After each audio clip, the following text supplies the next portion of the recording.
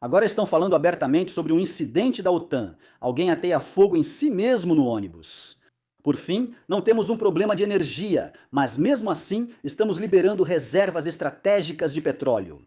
E por fim, a história do Ramadã Enclave está tomando rumos completamente novos. A história do Ramadã Enclave está começando a escalar agora. O especialista em geopolítica Alexander Gorlak analisou o papel da Turquia na guerra do Irã e abordou a possível ativação do artigo de defesa coletiva da OTAN.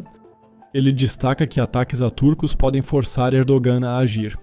Sim, se cidades na Turquia forem atingidas, se houver perda de vidas humanas lá e se mísseis não puderem ser interceptados. Sim, então teríamos agora o caso de ativação da OTAN, da aliança. Por enquanto, todos ainda podemos nos sentir aliviados e esperar que nada mais aconteça lá.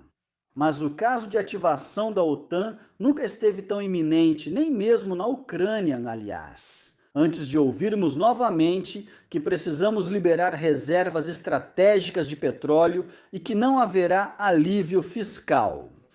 Posso te lembrar rapidinho que hoje liberamos mais 200 milhões extras, fora do planejado, para a UE.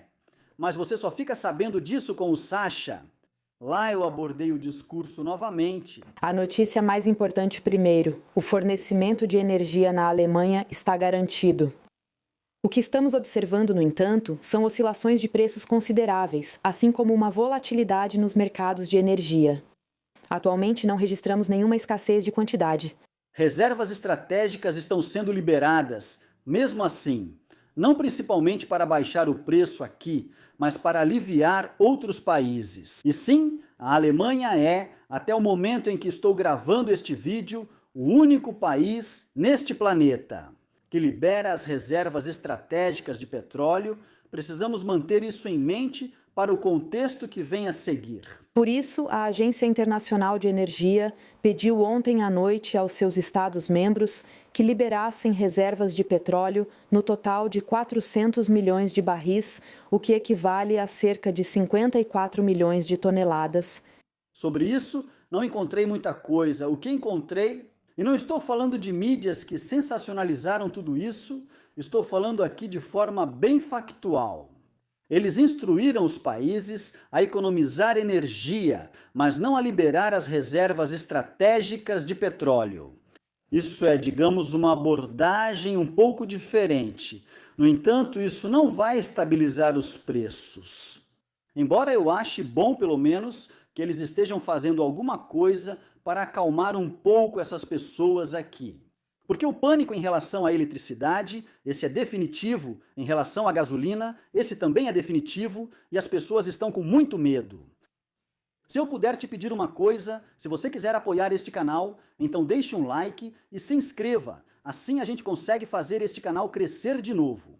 Como meus temas não são muito do interesse do YouTube, estou sendo cada vez mais limitado a cada dia, porque eu conto a verdade para vocês.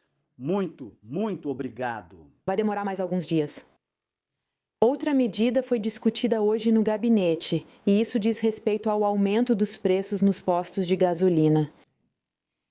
Sabemos que, principalmente, muitos trabalhadores e trabalhadoras que fazem o trajeto diário, mas também empresas de médio porte, estão sendo afetados pelos altos preços dos combustíveis e têm razão em se irritar. Por isso, decidimos limitar a frequência das mudanças de preços e nos basear no chamado modelo austríaco. Ok, então agora eles só vão subir drasticamente uma vez por dia. O que isso adianta, por favor? O que teria adiantado, por exemplo, se tivessem dito que iriam suspender o imposto de CO2? No fim, pagaremos isso de qualquer forma, seja no fim do ano ou em até 5 anos, pois não conseguiremos mais cumprir essas metas climáticas. Em vez de dizer, ok, vamos tirar os impostos. Não, mas isso não dá, porque hoje, justamente hoje, prometemos mais 200 milhões de euros para a Ucrânia. Ao invés de deixar as pessoas aqui abastecerem mais barato para impulsionar a economia. O crescimento econômico agora se transformou ainda mais em estagnação. Isso foi anunciado publicamente hoje na Welt, o que fez com que agora grandes empresas reagissem. Estamos agora, de forma clara e evidente, em depressão na Alemanha. Obrigado, querida governo federal. Vocês fizeram algo de errado na vida de vocês. O presidente Daniel Günther vê a sociedade à beira do abismo. Nesse contexto, o político da CDU se refere ao uso das redes sociais por crianças e adolescentes. O fato de não terem agido anos atrás foi um grave pecado. Günther disse que até consegue imaginar uma proibição para todos menores de 18 anos. O mais importante, porém, é que algo aconteça e que seja rápido. Que tal salvar a economia? Algo em que um Daniel Günther, naturalmente, não tem nenhum interesse. Que principalmente os jovens saibam que futuramente as aposentadorias deixarão de funcionar. Que provavelmente nem vai mais adiantar procurar uma vaga de aprendizado aqui na Alemanha, porque este país está indo por água abaixo. Isso, é claro, um Daniel Günther não consegue aceitar de jeito nenhum. E pelo fato de que a propaganda da CDU não funciona mais e não dá mais para excluir as pessoas mais velhas. Agora ele vem e diz que precisamos urgentemente fazer alguma coisa, em vez de, por exemplo, simplesmente colocar Schleswig-Holstein nos trilhos. Que possam se tornar contribuintes no Fundo de Equalização Financeira entre Estados e, por exemplo, fortalecer sua economia.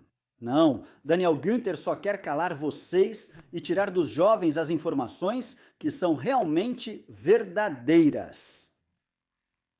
Os alunos não muçulmanos da escola Joseph Beuys Gesamtschule, em Kleve, precisam se virar ao comer seu lanche durante o mês do Ramadã, para que seus colegas muçulmanos em jejum não se sintam incomodados. Regras de comportamento para cristãos e alunos sem religião não são bem recebidas em Kleve. Esse caso está ganhando cada vez mais repercussão, porque simplesmente não é aceitável que crianças sejam impedidas de comer. E eu realmente preciso dizer isso. Se algumas pessoas acham que, por causa da sua religião, não devem comer certas coisas, isso é problema delas. No entanto, e isso nos afetou diretamente como pais, nós conversamos por muito tempo com minha filha e dissemos a ela: por favor, sente-se ali e coma, você não precisa ter medo disso. E por favor, se as pessoas realmente quiserem insistir nisso, você não pode colocar seu desempenho escolar em risco por causa disso, porque especialmente cérebros de crianças precisam de muita nutrição. É por isso que adolescentes comem tanto. E eu acho que todo pai sabe exatamente do que estou falando quando eles entram na puberdade. Isso é absolutamente inaceitável. E o Ministério da Educação deveria intervir imediatamente para responsabilizar esses professores e também o diretor da escola. Ainda não se sabe o que causou o incêndio e explosão de um ônibus na Suíça. 6 morreram e 5 ficaram feridos, alguns gravemente. O impossível aconteceu em Kersas, perto da capital Berna, no cantão de Friburgo. Quando os bombeiros chegaram, o ônibus já estava totalmente em chamas. A polícia agora acredita que foi um ato intencional. Um passageiro teria incendiado o ônibus durante a viagem. Então, por fim, um homem com distúrbios psicológicos simplesmente ateia fogo em si mesmo dentro do ônibus e acaba matando pessoas. Isso acontece, por exemplo, quando não se tem consultas médicas, isso acontece quando não se protege as pessoas de si mesmas. Porque ainda existem pessoas aqui, até mesmo na Alemanha, que preferem ir para a psiquiatria do que serem presas. Quase não há mais vagas, nem mesmo nas alas psiquiátricas, porque pessoas que cometem crimes graves aqui na Alemanha simplesmente ocupam esses lugares. E a sociedade precisa repensar isso, que pessoas que não pertencem a este lugar e nem sequer têm autorização de residência devem ser imediatamente deportadas novamente. O que aconteceu agora na Suíça, na verdade, não deveria acontecer, porque essas pessoas precisam ser protegidas. E já estava claro anteriormente que esse suíço era muito doente mentalmente. Essas pessoas precisam ser acompanhadas, não tem discussão, mas essa é a minha opinião. Você pode me dizer a sua opinião sobre isso, se quiser.